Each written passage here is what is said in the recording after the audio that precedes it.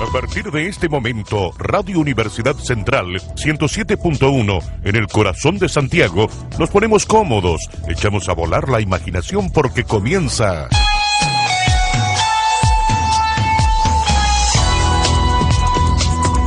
Conversación abierta, una mirada al mundo desde un punto de vista muy particular. Conversación abierta, con la conducción de Pamela Ugalde y la participación de Nicolás Gómez. Hola amigos, estamos al aire nuevamente un miércoles a la mitad de la semana, a la horita de almuerzo, para acompañarlos un rato de conversación abierta con nuestro amigo Nicolás de vuelta. ¿Cómo estás, Nicolás? Muy bien, Pamela Ugalde. Estoy subiéndome ahí ando bien, que no escuchaba mucho, ¿no? Buenas horas. Pero es que estamos diciendo el horario del programa. Esa era la incógnita de todos los radioescuchas. Bienvenido a este espacio de conversación abierta después de una jornada larga laboral. O de media jornada. Es que las labores del hogar son de esas no terminan nunca. No terminan nunca. Y ahí estuve. No te pude acompañar, pero te escuché. Buen programa. Como siempre. Tenemos sorpresa hoy día. Vamos a invertir el orden. Para variar, vamos invirtiendo el orden. Tenemos a un amigo, colega, cientista social. Pero ya empecé a perder la tradición, porque la tradición es que nuestros invitados se presentan a ellos mismos. Entonces, nos acompaña hoy día Andrés Monares.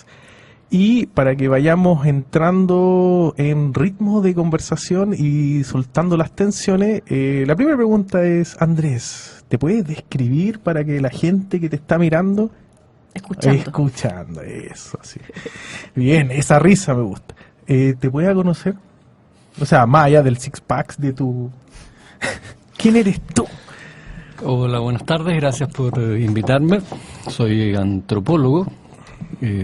Como bien sabe Nicolás, porque trabajamos algunos espacios similares, me he dedicado a estudiar la economía, pero en sentido amplio. Uno cuando habla de economía en esta sociedad piensa al tiro en mercado, en neoliberalismo. No, la economía es entendiéndola desde el amplio espectro del sustento humano, y en eso he mezclado, para mi gusto, fructíferamente, al menos en términos de lo que a mí me ha gustado mi trabajo, de lo que he podido desarrollar, me refiero, filosofía, fundamentos de economía y la antropología.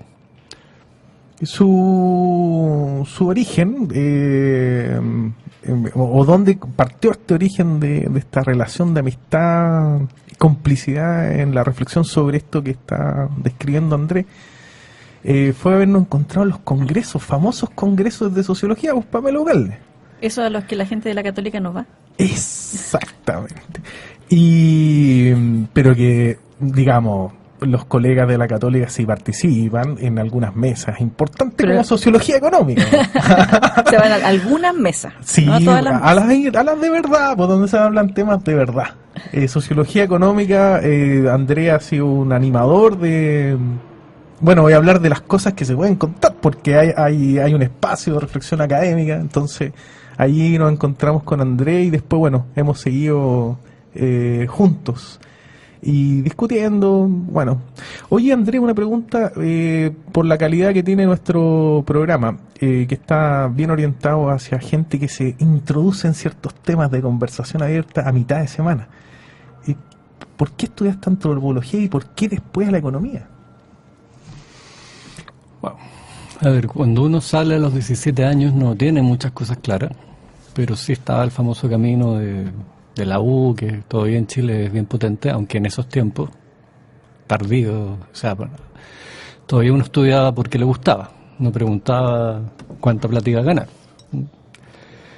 Y finalmente, por muchos azares de la vida, terminé en la Universidad Austral en Valdivia, que fue una excelente experiencia, y un gran amigo de la universidad, su padre era filósofo y trabajaba acá en la Chile, y cuando regresé nos conocimos, establecimos una amistad y finalmente fui su alumno, que es el profesor Renato Espos, y ahí él trabajaba fundamentos de economía, especialmente Adam Smith, y me metí en eso, sin querer queriendo, como diría el chavo. Cuando estás pensando en este descubrimiento de ciertas áreas del saber, ¿sospechaste alguna vez que ibas a producir documentos o ibas a tener un lugar donde poder compartir más profundamente las investigaciones que haces?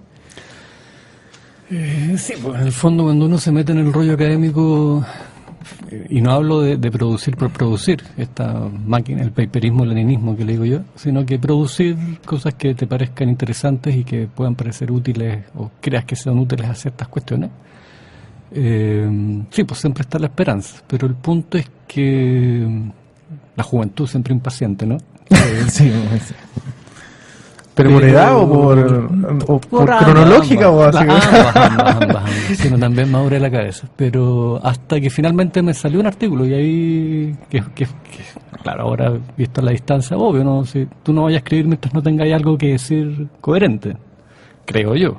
Hay gente que se salta ese paso. Sí, pues, o sea, esta cosa medio extraña de que uno terminando la licenciatura tiene que postular al doctorado, que es para mí incomprensible esta altura. Sí, pues. Pero en el fondo ahí se dio, armé un mono, que es la modernidad. O sea, este estudio que te contaba de la economía está inserto en un estudio de la modernidad que hago yo. Y ahí salió, pues y ahí empecé. A mí me causó primero risa, y después asombro y después preocupación. Pero así progresivamente. ¿En ese orden? En ese orden, sí. Sin repetirlo y ni equivocarse. Entonces, fue una vez que tuve en una de estas exposiciones en afamados congresos de sociología, o no sé si fue al fragor de algún café, no me acuerdo. Tú dijiste, mi unidad de análisis, para las personas que están escuchándonos, la unidad de análisis en ciencia es como con la persona que tú conversas para ver si hay ahí información. Entonces me dice, André, yo estudio a las tribus de las islas del norte. Y ese es como mi ocupación. De ahí me dice, bueno, es Baxter y los calvinistas reformados. Ahora señalo eso también para ir metiéndonos en este escrito que tengo en mis manos, que se llama Oikonomía, Economía Moderna, Economías. Es un libro que sacó André hace un tiempo y tiene alrededor de 382 páginas. Entonces, volviendo al origen, ¿por qué estudiar esas tribus de las islas del norte?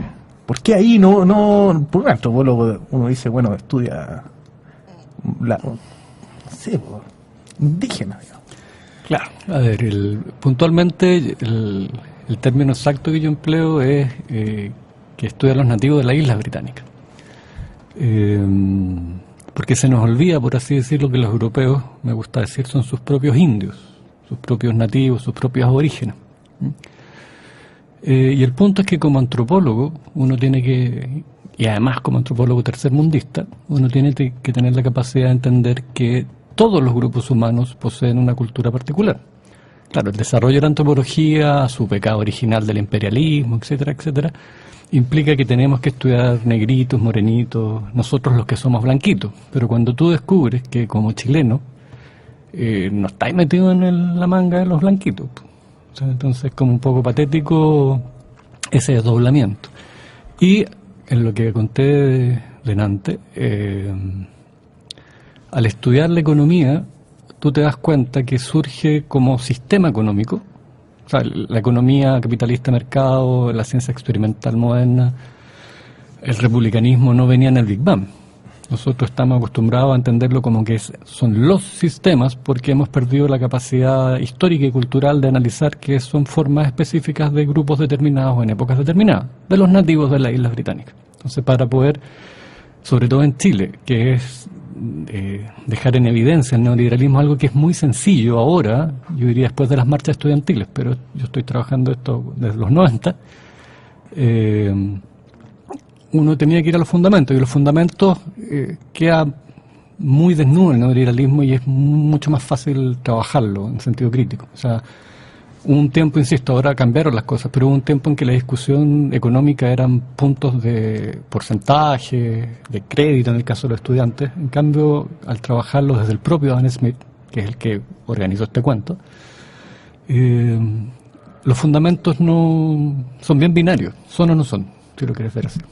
Entonces, en ese sentido, creo que ha sido muy útil y da muchas herramientas críticas para analizar la economía, el momento chileno, e incluso, yo se los digo a mis estudiantes de derecha, creo que para quienes tienen ese pensamiento, también estudiar sus propios fundamentos, que los desconocen en general, es muy útil para reforzar tu idea. Digamos, cuando estamos hablando en términos de una derecha democrática, por supuesto. No nos pasamos al otro lado. ¿Y cuál es dirías tú, en términos fáciles para la gente que nos está escuchando, cuál es la promesa que tú haces en el libro, en términos de qué es lo que ellos van a encontrar cuando se adentran en la lectura? A ver, a mí me gusta hablar de que yo hago una biografía no autorizada del hombre económico. ¿Qué quiere decir esta alegoría? Que en el fondo, si vamos a los economistas contemporáneos actuales, tú maximizas porque hay una naturaleza y hay precios de mercado, precios psicológicos y todo, en realidad elegimos maximizando, pero es parte de la naturaleza humana. Y uno empieza a tirar ese hilito y va llegando al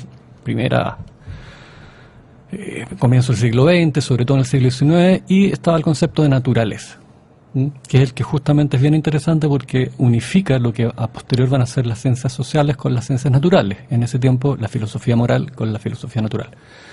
Y si sigues tirando ese hilito de la naturaleza egoísta o que busca el propio interés, como decía Benham, llegas al egoísmo liso y llano de Smith en el siglo XVIII o de Locke en el siglo XVII o de Calvino y los calvinistas británicos en el siglo XVI.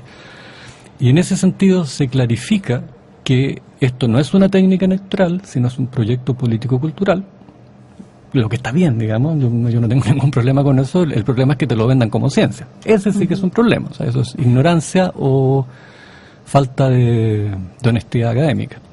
Y en ese sentido, en este recorrido que es histórico-cultural, puntualmente en este libro, planteo cómo el capitalismo, la economía, e incluso llegando a Smith, en el siglo XVIII, por ejemplo, siempre tuvo un acento productivo, no este especulativo financiero.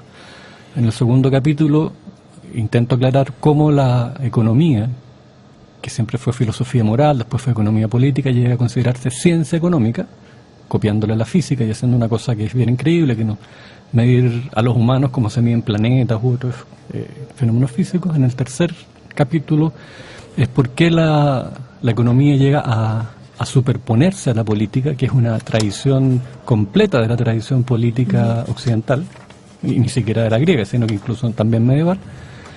Y en un penúltimo capítulo trabajo ya más puntualmente la economía actual desde la antropología, un poco lo que conversaba adelante, que es un proyecto y que implica ideas, valores, conductas determinadas que deben realizarse y que se entiende el mundo de una manera.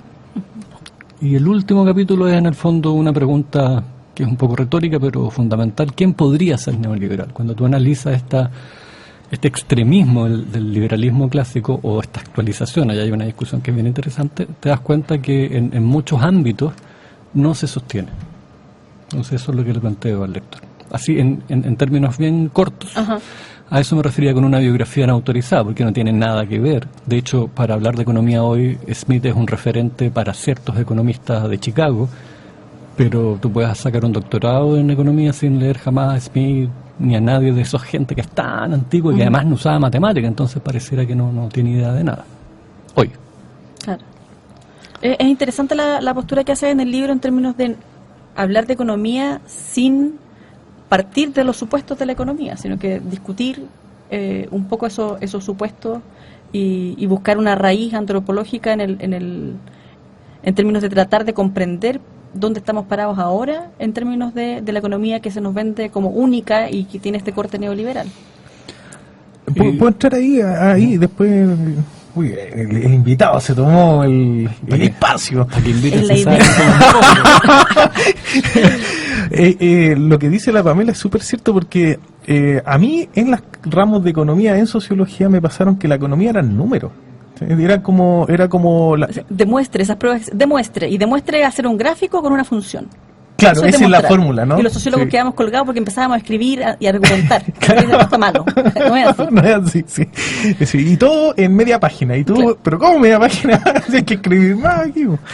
Sí, eso a mí me causa mucho la curiosidad de lo que la Pamela llama de fundamentos antropológicos. O sea, que la economía no sea matizada, quiere decir en tu relato tal vez, que entonces existen otros espacios donde, o tal vez lo matemático funciona como un dispositivo. A ver, yo directamente hablo que la economía actual, la que se llama ciencia económica, es liberalismo con números.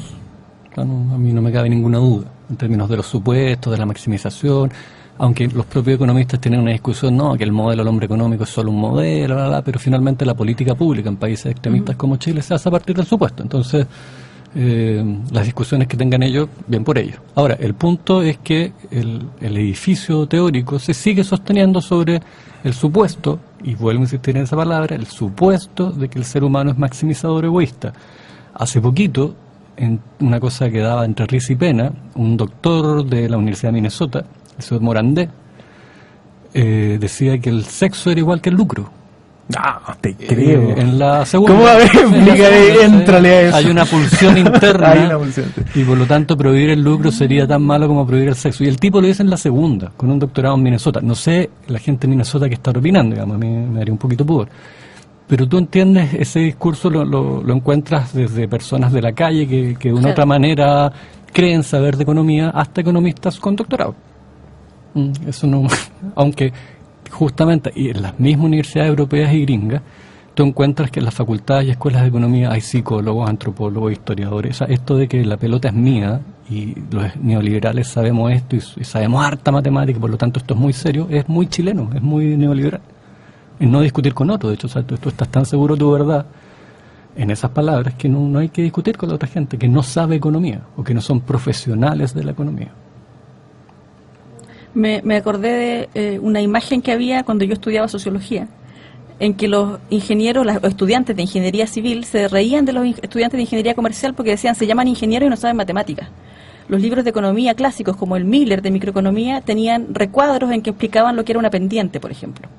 Entonces, visto desde otra disciplina, también llamada economía, o sea, perdón, ingeniería, era como, pero ¿cómo tienen que explicarles qué es una pendiente? Esto quiere decir que estas personas no saben matemáticas y se arrogan a sí mismos el derecho de llamarse ingenieros. Entonces, incluso desde las áreas más matemáticas hay una burla respecto del uso de la matemática por parte de la economía. A ver, en la propia economía, insisto, que es un mundo bien paralelo, pero en la propia economía hay gente que critica eso, desde premios Nobel hasta economistas muy destacados. O sea, en el fondo, cómo a los pobres cabros los enredan y les dicen, si a ti te gusta la matemática, perdón, la economía, estudia un doctorado en matemática, porque que como bien incomprensible, porque todos sabemos, pareciera, que la matemática es un lenguaje. Entonces, ¿cómo saber más matemática te va a permitir conocer más la sociedad? Es mágico, es un pensamiento bien mágico, pero en fin. Entonces, mágico en el sentido de las tribus. No, mágico en mágico una connotación negativa. Negativa, como lo dije como occidental. Ya. Que está bien, vuelvo a insistir, si tú lo crees, bien, pero no me presentes eso como ciencia, porque no lo es. O sea, desde Keynes, pasando por Marshall, o físicos como el de los cuantos se me olvidó en estos momentos, Max Planck, todos tienen clarísimo que la matemática es un lenguaje, no es una esencia de nada, es un instrumento. Entonces, basar esto, que tiene mucho que ver con este espíritu de secta que tienen los neoliberales, nosotros tenemos el conocimiento y además también tiene que ver con un proceso de la economía en sí misma, que también economistas como John Galbraith del siglo XX, que ya murió hace poquito, hablan derechamente de un complejo de inferioridad de los economistas. Entonces, como tenían ese complejo de inferioridad, ellos tenían que acceder a ser científicos. ¿Y cómo? Matematizando. Ahora, la matemática también tiene una estructura que tiene que ver con los fundamentos. Si hablamos de un mundo mecanicista, que es el heredero de Newton, la matemática es el mejor instrumento para describir eso. O sea, no nos olvidemos que en una cosa muy extraña que pareciera que a mucha gente le pasa desapercibida, la economía neoliberal vuelve, por así decirlo, a lo hipotético deductivo, lo que llamábamos el mundo metafísico de la deducción griega o medieval. O sea, tú partes de la base, tu hipótesis es que somos maximizadores y por lo tanto de eso surge mágicamente que todos los humanos nos comportamos de cierta manera. Por eso, por ejemplo, no tienes para qué ir a hacer terreno. O sea, ustedes sociólogos, no sería absolutamente inaceptable que algún muchacho estudiante de ustedes le presentara una tesis con resultados sin haber ido a hablar con la gente. La economía se puede dar ese lujo. De hecho, en una universidad muy destacada, un exalumno y amigo estudió un doctorado, y muchas de las tesis es echar a correr programas estadísticos donde finalmente tú puedes correlacionar que la gente que toma mucha agua consume más ropa, no sé. A ver, Mankiw, que es un gran economista de Harvard y que hace un manual que está muy de moda, él hace una correlación entre que la gente más alta es más productiva. Y lo dice en el manual, donde estudian nuestros estudiantes. Y no me queda ninguna duda que Mankiw es una persona brillante. Pero ¿por qué termina diciendo esa tontería? Por la rigidez de su pensamiento, que no le permite mirar otra cosa. Entonces, ese es el problema de la economía, que crea realidad. O sea, no es menor que en los colegios se esté enseñando esa economía, porque no se enseña economía, se enseña en una escuela, desde el colegio. O sea, ahí hay una formación ideológica que es preocupante. André, una consulta ya, pero más para aquellos que ya nos interesamos en el relato que nos estás compartiendo. El texto que tenemos acá, editado por la casa editorial Ayun, cuando uno quiere encontrarlo, hay un lugar donde poder verlo, no sé, alguna feria o son ferias esporádicas. Yo me acuerdo de haberlo visto en las actividades que hace la cooperativa La Furia. Claro, a ver, hay un problema porque Ayun está en un momento complicado. Ya. Ahora, yo sé que el libro se puede encontrar en la librería de la USACH, ahí en República. Ya, perfecto. Y yo tengo, no sé, pues subido a sitios personales. Si ustedes buscan Monarios Economía, va a salir, yo subí la presentación, el índice. Ya, perfecto. Ajá. Y ustedes lo sabían, yo justamente traía un ejemplar para que ustedes lo pudieran hacer llegar a su... No, el ejemplar oyentes. ya desapareció. No, estimado Radio Escucha, Estás lo que acaban de escuchar ya, no existe. Tratando de maximizar tu utilidad. ¿Y cómo lo vamos a hacer con...? Vamos a hacer un llamado por la página de Facebook. Ustedes se pueden meter a nuestra página. No es un perfil, es una página, para que no se confundan. ¿Pero dónde está la llamada página? Conversación Abierta, la página en Facebook. Facebook. Conversación Abierta. Entonces pueden seguirnos dándole me gusta a la página y indicar que quieren acceder al libro. Y nosotros vamos a, mediante una tómbola como de los 80, pero una tómbola en Excel, no una tómbola de verdad. Vamos a echar a Mediante correr una un tómbola programa. en Excel, echaremos a correr números aleatorios y generaremos una respuesta que nos dirá qué numerito de persona se lleva el libro. Así que yo voy a perfecto. publicar inmediatamente el En este post momento, sobre claro. el regalo del libro. Bueno, ¿puedo hacer una última consulta? Entiendo que es tu programa. No, el mío, es el de Ah, ella. perdón. De hecho tengo un reclamo master. Aparece la Pamela Ugalde nomás en la radio.ucentral.cl, programa de conversaciones. No estoy yo. Porque no eres fotogénico, Nicolás. Hay que ser Ahí está. autocrítico con la presentación personal. Ay, vamos a invitar más al Monares. Oigan, no, la pregunta, Andrés, es la siguiente. Cuando tú estás construyendo el libro, ya no el contenido del libro, insisto, para aquellas personas que tienen las ganas de armar una obra y plasmar ahí sus reflexiones, sus indagaciones, son como dos en una. Los libros, los papers, son para los que tenemos o no tenemos doctorado, o todos podrían hacerlo.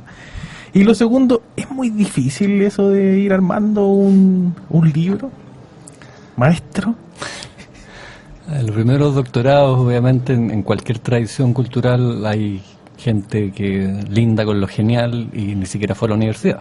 O sea, este cuento de la certificación es muy nuevo, tiene que ver también mucho con el neoliberalismo, con esto de que el desarrollo de capital humano avanzado, donde tenemos gente que antes de los 30 años, que casi no ha estudiado y no ha publicado tiene doctorado. Es una cosa que debemos preguntarnos incluso en términos de desarrollo de nuestros países, si eso sirve, ¿no? Y esa es una certificación, y sobre todo la certificación fuera del país, es que uno pasa a ser algo así como un moderno honorario. Los modernos, los blanquitos, te dicen, mira, este morochito se aprendió lo que nosotros le enseñamos, toma tu diploma, vuelve a compartir la buena nueva a tu país, que es un poco, también aprovecho de decir, lo que se hizo en Chicago. En Chicago es un proceso de deslatinoamericanización, lo puedo decir, de la gente que fue para allá y que viene a instalar una nueva cultura, una nueva visión, y eso es lo que tristemente uno puede constatar que fue lo que los sectores filofascistas de nuestro país hablan de la obra del régimen militar. Y eso es así, porque la dictadura ganó en todo, no perdió nada. Claro, uno se puede reír del plebiscito del 88, que corrió solo y salió segundo, pero miren en qué estamos viendo. Bueno, eso por una parte. Lo segundo, tú dices cómo escribir. Es difícil generalizar la experiencia de una persona, pero voy a hablar de mi experiencia, no voy a dar consejos. Como les contaba antes, uno, como para hacer, me imagino, una canción, un poema, tiene que tener ya algo listo, emocionalidad, estudio, y las ganas, pero también lo que se llama dedos para el piano. Y lo otro es, sí, eso sí, puedo dar un consejo, es que uno tiene que siempre, si se mete en un tema en serio y que le gusta harto, empezar a construir de a poco. No, me imagino que sí, pero no todos podemos escribir el Quijote en el primer escrito. Y empezar a trabajar y compartimentar las preguntas que uno va contestando para ir construyendo algo. O sea, para mí me fue muy fácil a partir de mis artículos completarlos, revisarlos y eso llevarlo a libros. Pero y lo otro me atrevería a preguntar que tenga cuidado las personas con los papers. Es un modelo súper como una camisa de hierro. No sé si finalmente sea lo mejor. Hemos perdido el ensayo, hemos perdido un montón de otros escritos. Recordemos cómo, no sé, Galileo escribía en términos casi teatrales, en diálogos. Entonces, esto del paper indexado, claro, si te quieres construir una carrera académica, que a la gente que está estudiando le debo decir que la academia es una de las... Es bien fregada como pega, los tienen bien ahí en la línea de producción. No me digas. Así me han contado. Entonces, producir conocimiento útil a tu país se ha transformado en una burocracia insisto, del paperismo, leninismo, y ustedes lo saben mejor que yo. Tengo esta corbata puesta. Pero eso, en el fondo, insisto, me atrevo a dar un consejo a los estudiantes jóvenes que volvamos a pensar en cosas más profundas que el artículo para el currículum. Porque finalmente, y no quiero que esto parezca xenofobia ni nada por el estilo, cuando uno trabaja con paper indexados, lo que está haciendo es que los criterios de editores del primer mundo se impongan en la investigación de países tercermundistas como Chile, por lo cual finalmente CONICET termina financiando con plata de todos los chilenos los intereses de los editores del primer mundo. Que no siempre, no digo que no pueda ser útil eso y de extraordinarias obras, pero no siempre se trabaja con lo que necesita un país. O sea, este cuento del impacto mundial, yo también tengo compañeros y amigos de diversas disciplinas, gente muy seria que estudia muy bien y que ha tenido que desechar cosas muy interesantes para Chile porque no tenían impacto mundial. Qué interesante lo que planteas, es como una especie de dictadura del paper. Hay gente muy entretenida, Villalobos, el historiador, que lo velan tanto y bueno, él se lo merece en algunas ocasiones con lo que dice. Tiene en la revista literaria chilena un excelente texto acerca de, por ejemplo, cómo hoy día no es importante un libro, sino los papers, y cómo un joven que se esfuerza en sacar papers puede ser mejor evaluado que y no digo que ese joven no sea serio, que un académico más viejo que se empeña. Los que escriben libros saben que uno puede demorarse 10 años en un libro. Yo creo que en este me demoré unos 8, por ejemplo. En otro me demoré más de 10. Entonces, la burocracia o el conocimiento. Ahora, todos tenemos que pagar cuentas. Así que ahí viene el pragmatismo también. Pero yo creo que uno como, voy a hablar, no me gusta la palabra intelectual, pero como persona que se investiga, sí puede hacer cosas bastante interesantes para tus compatriotas o para el sur global, incluso para el norte. Hay temas que en el norte, o sea, lo digo corto para no alargarme. Si yo no me hubiera metido a estudiar la ilustración, no hubiera encontrado lo que encontré, porque en el fondo, si tú preguntas, la ilustración es un tema cerrado. No hay nada que investigar en la ilustración, o sea, de repente ciertos conceptos, comentar libros, pero para mí los ilustrados son teólogos, y no solo es que se me pasó por la cabeza, sino basta leerlos, y eso implica que de ahí surge toda una estructura de las disciplinas que ocupamos hasta hoy, porque nosotros somos herederos de ellos.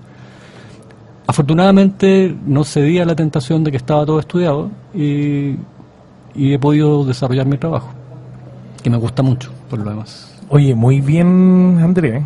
Te felicito por el esfuerzo y por dejarnos este regalo que ya estamos ahí. La gente ya se está anotando porque quieren el libro. Bien, entonces vamos a tener que pedirle a Andrés. Y, ojo, me dicen que la conversación da para muchos programas.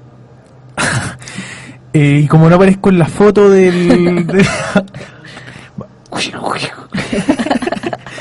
Bueno, estudiémoslo. Veamos si podemos volver a tener a Andrés ya en la versión 2017 desde marzo. Ahí es otro precio, sí, ¿eh? Aprendido de economía. Claro. No, si todo eso es una mentira, es un personaje que tengo. Bueno, muchas gracias, Andrés. Sabemos que tienes que emigrar de nuestro estudio radial, así que, claro, te dejamos en libertad de acción. Somos tan buenos, man. Y nosotros nos vamos a una pausa y volvemos en unos minutos, breves instantes.